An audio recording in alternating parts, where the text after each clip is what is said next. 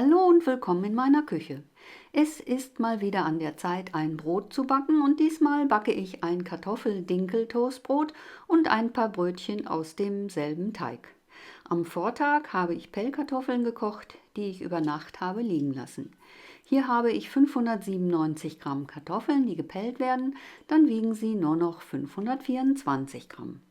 Anschließend werden sie durch eine Kartoffelpresse gedrückt. Dafür braucht man ziemlich Kraft, weswegen ich immer nur eine Kartoffel in die Presse gebe. Damit sie wirklich fein zerdrückt werden, presst man sie noch ein zweites Mal durch. Dazu wird die Masse in eine Hälfte der Schüssel geschoben und nun kann man die Presse auch ganz voll machen, denn es geht ganz einfach. Auf die Kartoffeln werden 2 Eier gegeben, 20 Gramm Salz und 2 Esslöffel neutral schmeckendes Öl. Alles wird gut durchgerührt und miteinander vermengt, damit sich das Salz schon mal in den Zutaten auflösen kann. Die Hefe sollte nach Möglichkeit nicht direkt mit Salz in Berührung kommen, das Salz zerstört die Hefe. Nun wird 1 Kilogramm Dinkelmehl auf die Kartoffeln gegeben. Mit einem Löffel wird in der Mitte eine Vertiefung eingedrückt und in diese wird nun die zerkleinerte Hefe gegeben. In diesem Messbecher habe ich 300 Gramm kaltes Wasser abgemessen. Von diesen 300 Gramm gebe ich nun 1 bis 2 Esslöffel auf die Hefe sowie eine Prise Zucker, damit die Hefe auch etwas zu futtern hat, und nun wird alles wie gezeigt mit einem Löffel untergerührt. Dabei muss man lediglich darauf achten, nur die Hefe und das Wasser zu verrühren, ohne das Mehl darunter zu sehr zu berühren. Aufgrund der Oberflächenspannung bleibt das Wasser in der Mehlkuhle. Diesen Brei lässt man ca. 15 Minuten stehen. In dieser Zeit kann sich die Hefe weiterentwickeln, was man daran erkennt, dass der Brei schaumig und voluminöser geworden ist. Nach dieser Viertelstunde wird der Teig geknetet. Zunächst lasse ich die Maschine kurz anlaufen, um die Massen ein wenig zu vermischen. Hier habe ich wieder meinen Messbecher mit den nicht mehr ganz 300 Milliliter Wasser. Einen Großteil des Wassers gebe ich in die Rührschüssel, einen Teil behalte ich, wie hier gezeigt, zurück. Alles wird nun geknetet. Zwischendurch wird die Maschine angehalten und ich teste, wie dick und fest der Teig ist. Wenn er sich noch trocken und fest anfühlt, gebe ich noch das restliche Wasser dazu und lasse weiter kneten. Man hat zunächst den Eindruck, dass der Teig zu fest ist und ist versucht, noch mehr Wasser hinzuzufügen. Das ist aber nicht nötig. Es dauert einfach nur einen Moment, bis sich die Feuchtigkeit aus den Kartoffeln im Mehl verteilt hat. Den Teig lasse ich nur so lange kneten, bis er ordentlich vermischt ist, was bei mir so circa 3 bis 4 Minuten gedauert hat. Da ich hier Dinkelmehl verwende, möchte ich den Teig nicht überkneten. Deswegen wird er nun aus der Maschine geholt und von Hand auf einer bemehlten Oberfläche geknetet, wobei ich ihn wie gezeigt einmal falte, andrücke, um 90 Grad drehe, auswalke, falte und so weiter. Das mache ich vielleicht 12 bis 20 Mal, je nachdem wie gut der Teig zusammenkommt. Dann kommt er zurück in die Schüssel und kann sich dort für eine halbe Stunde an einem warmen Ort entspannen und ein wenig gehen. Nach der halben Stunde wird der Teig nochmals geknetet, wiederum auf einer bemehlten Oberfläche, denn der Teig klebt. Auch jetzt ziehe ich ihn auseinander und falte ihn.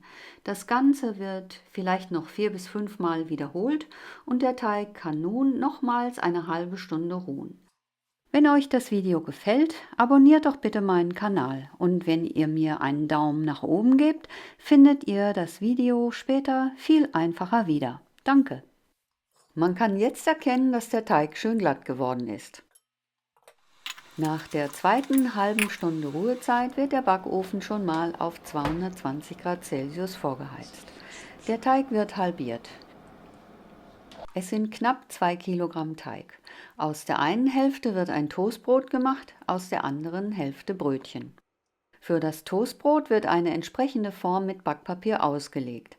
Dazu wird das Papier entsprechend der Form gefaltet und anschließend an den Kopfseiten eingeschnitten. Außerdem schneide ich Ecken heraus, um einen Deckel zu haben, der den Teig vom Deckel der Form abschirmt. Ihr werdet gleich sehen, was ich damit meine.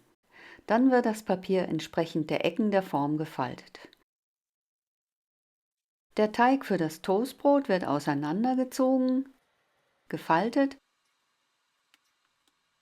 und nochmal auseinandergezogen und nochmal gefaltet.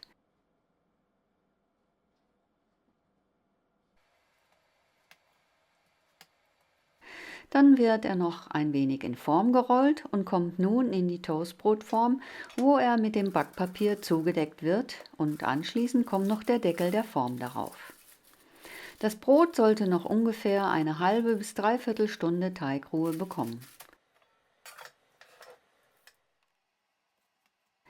Als nächstes werden die Brötchen zubereitet. Die zweite Teighälfte wird in 12 Teile geteilt. Ich möchte rustikale Krüstchen machen, was ganz einfach ist. Ein Teigling wird einfach auseinandergezogen, wieder übereinander gefaltet, mit Mehl bestreut und auf ein Backblech gegeben. Dabei sollte man darauf achten, dass die Oberseite gut über die Unterseite zu liegen kommt, wie hier nochmal gezeigt. Ist das nicht der Fall, erhält man ein Brötchen, das keinen schönen Abschluss hat und so aufspringt wie dieses hier. Zum Glück geht die Welt davon aber nicht unter. Man kann die Brötchen auch noch mit Eiweiß einreiben und in Sesam wälzen. Das schmeckt gut und eignet sich besonders für schöne, weiche Burgerbrötchen. So sehen die rustikalen Brötchen auf dem Blech aus. Auch sie können noch eine knappe halbe Stunde gehen. Wenn man nicht weiß, wie man die Brötchen warm stellen soll, kann man das Blech auch einfach auf ein Heizkissen stellen. Damit die Brötchen nicht austrocknen, sollte man sie mit etwas Backpapier abdecken. Hier kann man sehen, dass sie bereits etwas aufgegangen sind. Auch das Toastbrot hat an Volumen zugelegt. Brot und Brötchen werden nun in den Ofen geschoben. Wer möchte, kann auch noch etwas Wasser im Ofen verdampfen lassen, damit sie noch besser aufgehen. Die Brötchen backen ca. 20 Minuten bei 220 Grad. So sehen sie nach dem Backen aus. Sie kühlen auf einem Kuchendraht aus. Das Brot bäckt insgesamt 45 Minuten. Davon 20 Minuten bei 220 Grad. Dann wird der Deckel abgenommen und ohne Deckel wird es weitere 25 Minuten bei 180 Grad gebacken. Nach dem Backen wird es aus der Form genommen. Nun muss es noch gut auskühlen, bevor man es anschneiden kann. Hier schneide ich ein Brötchen an.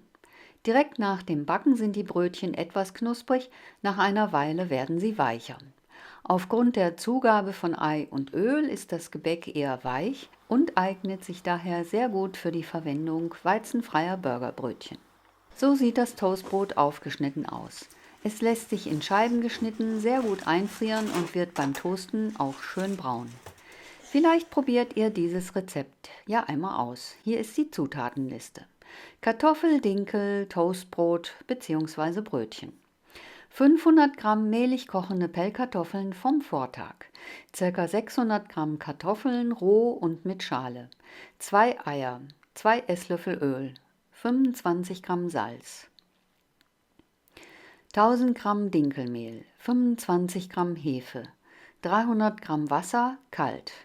Ergibt ein Toastbrot von knapp einem Kilogramm Teig und 12 Brötchen von je knapp 80 Gramm Teig. Eventuell Eiweiß zum Bestreichen und Sesam zum Wälzen. Viel Spaß beim Backen und wie immer guten Appetit!